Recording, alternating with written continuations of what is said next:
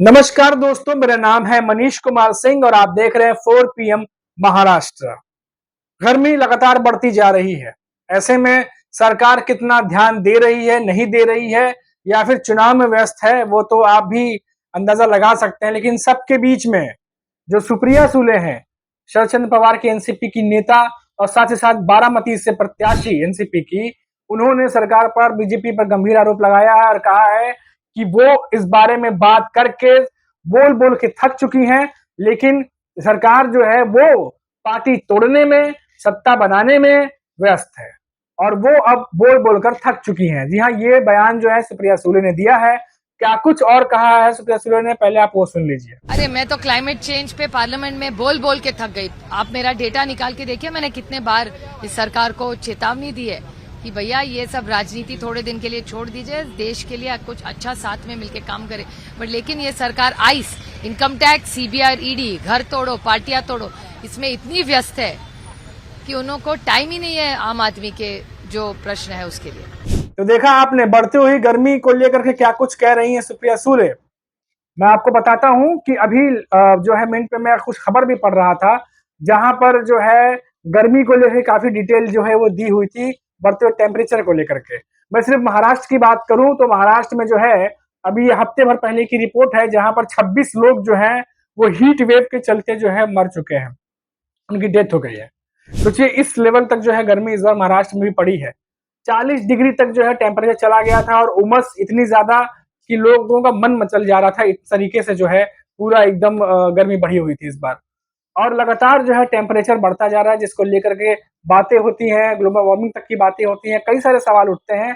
लेकिन अभी तक इस पर क्या किया जा रहा है और पुख्ता लेवल पर, ग्राउंड लेवल पर कितने जो है उसको प्लान को उतारा जा रहा है, ये तो सवालों के घेरे में है। लेकिन बढ़ती हुई गर्मी को लेकर के जो है वो इस समय राजनीति जो है वो अब देखने को मिल रही है, क्योंकि जिस तरीके से गर्मी बढ़ी है और महाराष्ट्र में खास तौर पे हम टेम्परेचर देख रहे हैं बढ़ते हुए, और जो आंकड़ा हमारे सामने आया है कि 26 लोग जो है उनकी मौत हो गई है इस गर्मी में, हीट वेव में। ये 6 साल में सबसे बड़ा आंकड़ा है, सबसे बड़ी डिटेल है जो सामने आई। इससे पहले 2016 में करीब करीब 19 लोग जो है उनकी डेथ हो गई थी हीट वेव के चलते गर्मी में महाराष्ट्र में। और अब इस बार जो है कई जगह पानी की किल्लत भी देखने को मिल रही है। गर्मी इतनी पड़ रही है कि पानी जो है सूख जा रहा है। कई सारे ऐसे गांव हैं जहां पर किसान जो है वो पानी की किल्लत का सामना कर रहे हैं। इन सब के बीच राजनीति तेज हो गई है। और राजनीति की हम बात करें तो जिस तरीके से सुप्रिया सुले ने आरोप लगाया है कि बीजेपी है पार्टी तोड़ने में व्यस्त था और मेरी बात पे ध्यान नहीं दिया जा रहा, मैं कितनी बार ये मामला उठा चुकी हूँ। ये जो बात है पार्टी तोड़ने वाली बात, ये सिर्फ सुप्रिया सुले नहीं बल्कि इससे पहले हमने देखा कि जब नाना पटोले जो है कांग्रेस के प्रदेश अध्यक्ष जो है महाराष्ट्र के, जब वो भी किसानों की बात को लेकर के जब उन्होंने प्रेस कॉन्फ्रेंस की थी और किस तरीके से महाराष्ट्र में किसानों की हालत खराब है, उनके जो पशु हैं उनकी हालत खराब है और पानी इतना कम बचा है कि पीना तो छोड़िए, खेती के लिए भी पानी नहीं है और टैंकरों से जो है वो पानी पहुंचाया जा रहा है। जैसे अगर 10 गांव में पहुंचाया जा रहा था अगर 2000 पिछले साल 2019 से 14 में, तो उससे ज्यादा 10 गुना ज्यादा जो है वो अब टैंकर की जरूरत पड़ रही है। इस लेवल तक गर्मी अब बढ़ी हुई है और पानी की किल्लत है। लेकिन तब नाना पटोले ने भी ये बात कही थी कि जो महाराष्ट्र की सरकार है वो पार्टी तोड़ने में, जोड़ तोड़ की राजनीति में सत्ता कैसी बनाया जाए उस पर ज्यादा ध्यान है, न कि किसानों की स्थिति में कैसे सुधार किया जाए। उनको जो पानी की किल्लत थी उस होने वाली है, उसको लेकर 4 महीने पहले ही कांग्रेस की तरफ से ये सरकार को बता दिया गया था, हमारी सरकार को, कि ये दिक्कत होने वाली है। लेकिन सरकार बनाने में, जोड़ तोड़ की राजनीति में और पार्टी तोड़ने में व्यस्त थी इतनी ज्यादा कि उनको ध्यान नहीं गया। ये सब आरोप जो है उस समय नाना पटोले ने जो है वो लगाए थे।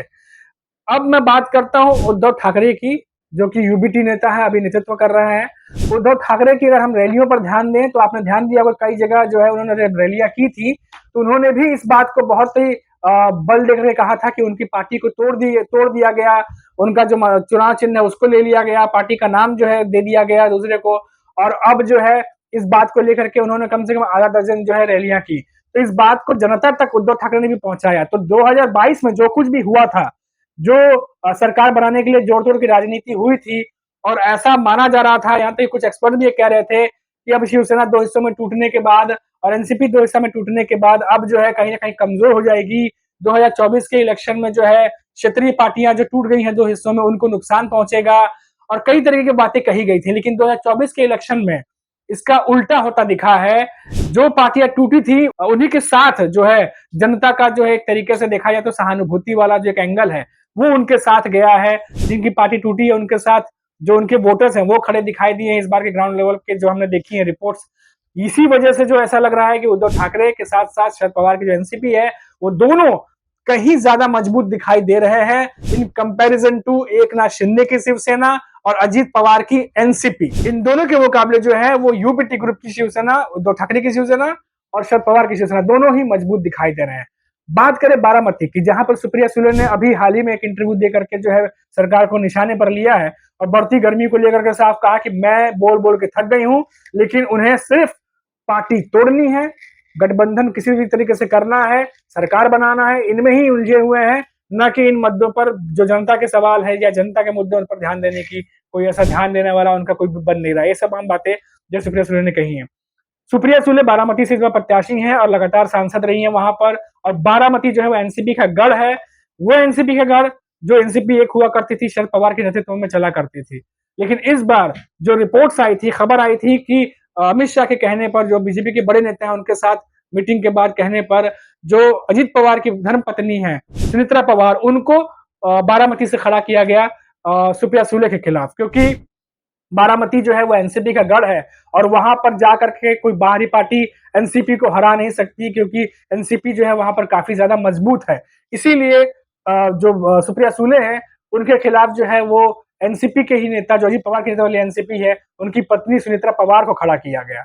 और ये जो आमने सामने की लड़ाई है, चुनावी लड़ाई, ये इतनी ज्यादा पेचीदा है क्योंकि जब 2019 का जब इलेक्शन हुआ था तो अजीत पवार सुप्रिया सुले के लिए वोट मांग रहे थे और वहां अजीत पवार के भी बहुत सारे फॉलोअर्स बारामती में हैं जो उनके कहने पर जो है सुप्रिया सुले को वोटिंग किया था। लेकिन 2024 में इस बार अजीत पवार सुप्रिया सुले के खिलाफ सुनेत्रा पवार के लिए वोट मांग रहे हैं जो कि उनकी पत्नी है। तो ऐसी स्थिति में जो वहां का वोटर अजीत पवार को फॉलो करता है और एनसीपी को वोट देता है, और इस बार क्या वो अजीत पवार की बात मान के अजीत पवार वाली एनसीपी को वोट करेगा या फिर शरद पवार वाली एनसीपी को वोट करेगा? ऐसी स्थिति में जो है बारामती की लड़ाई बहुत ही पेचीदा जो है वो बनी हुई है। लेकिन कहीं ना कहीं ऐसा लग रहा है कि शरद पवार की जो एनसीपी है, जहां सुप्रिया सुले हैं, उनका पलड़ा भारी लग रहा है, क्योंकि वो लगातार 2 बार से वहां सांसद है और 35 साल से ज्यादा हो गया है जब शरद पवार एनसीपी का जो है बारामती पर एक तरह से वर्चस्व है, और उसको खत्म करना इतना आसान नहीं है। इसीलिए जो है एनसीपी जब 2 धड़ों में टूटी तो अजीत पवार की एनसीपी से और कोई नहीं, और कोई बड़ा नेता नहीं, बल्कि खुद उनकी पत्नी सुनेत्रा पवार खड़ी हुई, क्योंकि विपक्षी पार्टियों को भी पता था, बीजेपी को भी पता था कि वहां पर सुप्रिया सुले को हरा पाना जो है बहुत मुश्किल है। अब ये तमाम खबरों के बाद, ये तमाम बातें जो मैंने आपको बताई हैं, अब इन सब के बीच जो है बात यहां पर अटक जाती है कि क्या 2022 में जो पार्टी तोड़ के सरकार बनाई गई थी उसके बाद तमाम जो है आकलन लगाए जा रहे थे कि पार्टियां कमजोर हो जाएंगी। ऐसा बिल्कुल भी नहीं हुआ 2024 के इलेक्शन में, अभी तक तो फिलहाल ये दिख रहा है। और गर्मी जिस तरीके से लगातार बढ़ती जा रही है, गर्मी एक बहुत बड़ा मुद्दा है आम जनता के लिए, देश के लिए, और कह सकते हैं ये पूरे वर्ल्ड के लिए। अब ऐसे में जो है सुप्रिया सुले खुल करके जो है वो वार करती हुई दिखाई दे रही हैं बीजेपी पर, और साफ कह रही हैं कि उन्होंने बहुत बार कहा है लेकिन सरकार को इस पर ध्यान नहीं दिया है, और अपनी ही सरकार बनाने के लिए आने वाले चुनाव के बाद पार्टियां तोड़ने जोड़ने में वो व्यस्त है। बहुत ही गंभीर आरोप भी वो लगा रही हैं जिस तरीके से बात कर रही हैं। अब देखना होगा कि इस पर जो है क्या कुछ पार्टी की तरफ से, सत्ताधारी पार्टी की तरफ से बयान आता है। तो फिलहाल अभी के लिए इतना ही, और आप देखते रहिए 4 PM महाराष्ट्र, और मुझे दीजिए इजाजत। नमस्कार।